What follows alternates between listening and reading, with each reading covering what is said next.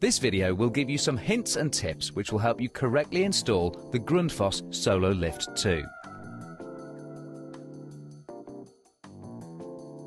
This video should be viewed in collaboration with reading the installation instructions that are in the pack, and refer to this as you go along.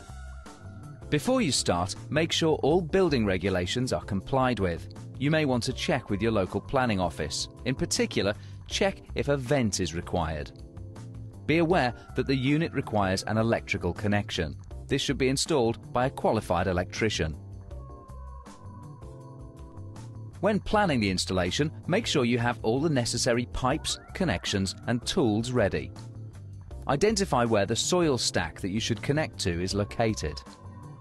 If the Sololift2 is a replacement for an existing product where the outlet to the soil stack is already installed but on the other side of the outlet to the Sololift2, then the extension hose kit, part number 97772316, will be required. Check to make sure the area is clean, dry, there's no debris on the floor, and that there are no other health and safety issues. You'll need the following tools: hacksaw, screwdriver, spirit level, sharp knife, ruler and a drill. During installation, be careful not to damage the unit or connecting pipes. Apply a gentle force and do not use a hammer, as this can easily cause damage or breakages. A helpful tip is, when installing parts with rubber seals, use a little soapy water to assist. Before installation, check the contents of the box is complete. Check that the floor is level and even. Decide on the position for the Sololift and toilet and allow easy access for post-installation maintenance. Remember, to access the internal parts of the Sololift2, you do not need to remove the toilet pan. Install the waste pipe from the sink, ensuring the pipe has a fall of at least 1%. Remove the end cap with a slight anti-clockwise twist and gently pull. To allow the sink waste pipe to connect, you'll need to cut out the blank entry in the cap with a sharp knife. Be careful not to damage the delicate non-return valve or your fingers. With the cutout complete, refit the cap and check the operation of the non-return valve. Under no circumstances use a hammer to cut out the blank, otherwise you may damage the non-return valve. The inlet pipe cover allows for some flexibility. Turn the connector to the correct orientation to allow the pipe the best possible position for entry. Next, fit the cover over the valve, but remember to tighten the Jubilee clip before the unit is put in place, as you'll be unable to adjust this later. Install the outlet pipes securely, ensuring that you use the correct bends and necessary fall, and connect to the soil stack. Please make sure you refer to your manual for recommendation for bends, distances and fall of the discharge pipe.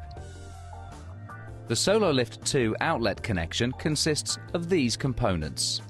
The unit allows for the outlet to be positioned either to the side of the unit or to the top to suit your installation. Insert the blank end cap into the entry you do not want to use. Again, use a little soapy water if it's hard to push the cap in. Click in the outlet connector. Check to make sure the non-return valve is working. Again, use soapy water if needed. Cut out the appropriate blank on the plastic cover using a sharp knife, do not use a hammer, and replace the cover. Push on the outlet connection elbow, again using soapy water if required. Tighten the Jubilee clip and pull over the secondary seal cover. Connect the pipes to the unit and remember to fit the drain plug. Secure the unit to the floor with the fixings provided. These simply slide into place on either side of the unit. Then screw them to the floor. Don't forget to lubricate the pan connector to allow the WC to fit easier. Reposition the WC and cistern. Pull the pan outlet over the outlet pipe of the toilet pan and secure with a Jubilee clip. When the toilet pan is installed with the Sololift2, there may be a gap behind the cistern. If required, put a batten behind the cistern to help support it. Apply the user reminder stickers so they remain visible for the user. Fix the WC to the floor. Connect the electrical supply to a suitable outlet, and this should be done by a suitably qualified person, remembering to follow all local electrical regulations.